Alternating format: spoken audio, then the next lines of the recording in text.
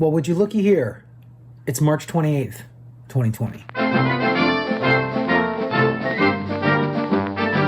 So today, posted two things. Interesting. First one, as the data quality improves, death and transmission rates are more likely akin to those of a severe seasonal influenza, which has a case fatality rate of approximately 0.1%, or a pandemic influenza, similar to those in 57 and 68. And by the way, in 1968, they had Woodstock in the middle of the pandemic, actually next year, but the pandemic was still raging. And they held Woodstock, and, all those people died. Or a pandemic influenza, similar to those in 57 and 68, rather than a disease similar to SARS and MERS. Again, this is good news.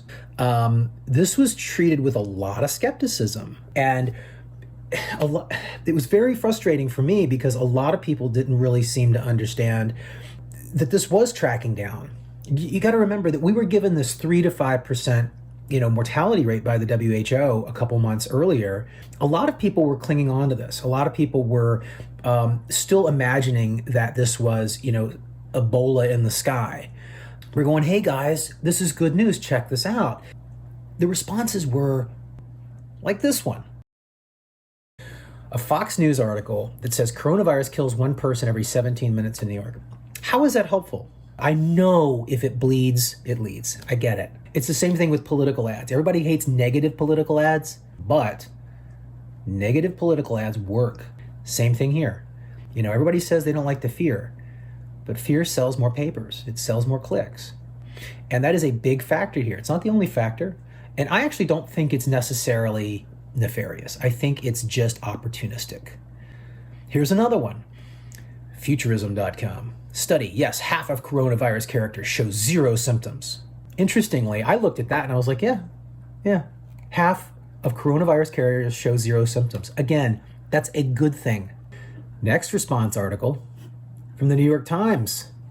New York City's 911 system is overwhelmed. I'm terrified, a paramedic says.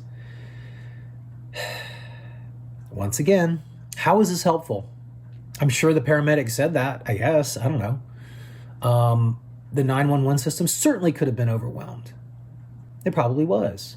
It's not a great system. It gets overwhelmed, in normal times, like when there's a hailstorm or something weird. But it's also probably overwhelmed, guys, because you're scaring the crap out of everybody. Or this beauty. Why does coronavirus have a 29% death rate in Seattle? Oh my God. I post the New England Journal of Medicine article. I get clickbait. Can we all just do a little bit of math here, please? It's not MERS. It's not SARS. Thank goodness. It's okay to look at positive information and say, yay, positive information. Does that mean that we turn it off and go back to completely normal? No. Stop projecting that. Nobody said that. Nobody said let it rip. And I would just like to point out who killed all the grandmas. His name rhymes with Cuomo. And then you have this beauty, which was attempting to head off at the pass the economic argument. Washington Post opinion, saving lives in the pandemic will also save the economy in the long run. Yeah, how does this one stand up now, WAPO? And article number 2, China supplied faulty coronavirus test kits to Spain and the Czech Republic. The point here was not really a China bashing thing.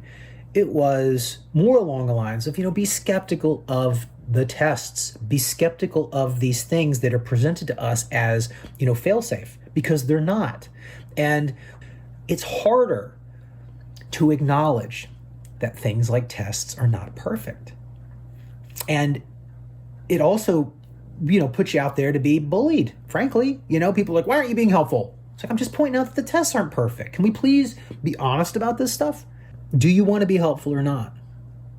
And I think that we found out very quickly that a lot of people wanted to appear to be helpful without really actually being helpful. This was unhelpful. Anywho, yay.